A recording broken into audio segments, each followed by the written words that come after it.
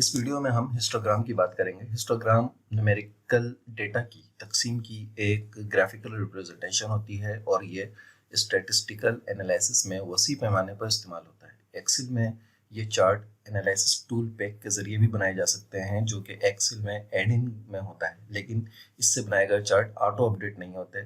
यानी जब भी डेटा हम कोई तब्दील करेंगे तो चार्ट में तब्दील नहीं होगा, उसको मैनुअली करना पड़ता है।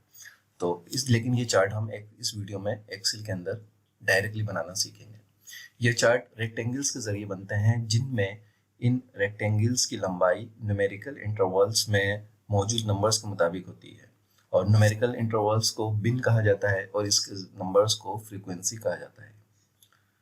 और इस चार्ट को अमूमन किसी मुल्क की मरदमशुमारी या एज ग्रुप वगैरह के एतबार से लोगों की तादाद हासिल करने के लिए इस्तेमाल करते हैं, या कोई सर्वे हो, किसी भी मुल्क में किसी शहर में कोई सर्वे हो, उस सर्वे की आबादी पर फोकस करने के लिए इस्तेमाल किया जाता है। अमूमन इसे एज को कैलकुलेट करने के लिए इस्तेमाल किया जाता है। मिसाल के तौर पे हमारे पास एक डेटा है जो मार्क्स है, इससे लोगों की एज हो सकती है, कुछ भी हो सकता है। यहाँ पे हम मार्क्स को ले रहे हैं, तो ये मेन डेटा है हमारा, मार्क्स का परसेंटेज है कि किसके कितने मार्क्स आए हैं। ठीक है, यहाँ पे हम इसको थोड़ा कैलकुलेट कर रहे हैं। यहाँ पे हम बिन्स यानी जो इसके कॉलम्स हम बनाएंगे उनको फ्रीक्वेंसी के अंदर कैलकुलेट कर रहे हैं।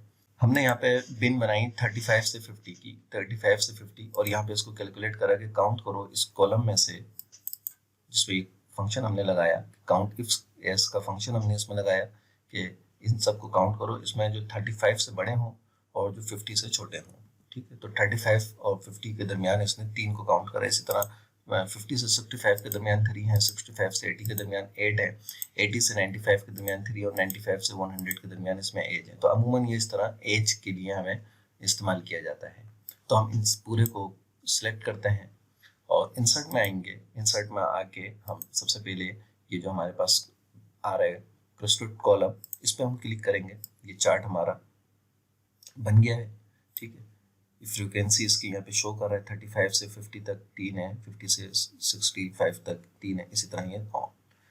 यहाँ पे हम इसको सिलेक्ट करेंगे, इसके जो कॉलम्स हैं, और कॉलम को सिलेक्ट करके यहाँ पे आके हम इसको गैप विड्थ इसकी बिल्कुल 0 कर देंगे। 0 करने के बाद हम इसके अगर कलर चेंज करना चाहें तो कलर हम चेंज कर सकते हैं।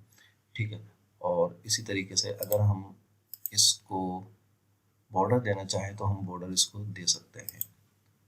और बॉर्डर देने के बाद आपका ये चार्ट तैयार हो चुका है। सारे कॉलम हम इसके ले लें और सारे कॉलम में बॉर्डर हम इसका दे देते हैं 1 पॉइंट।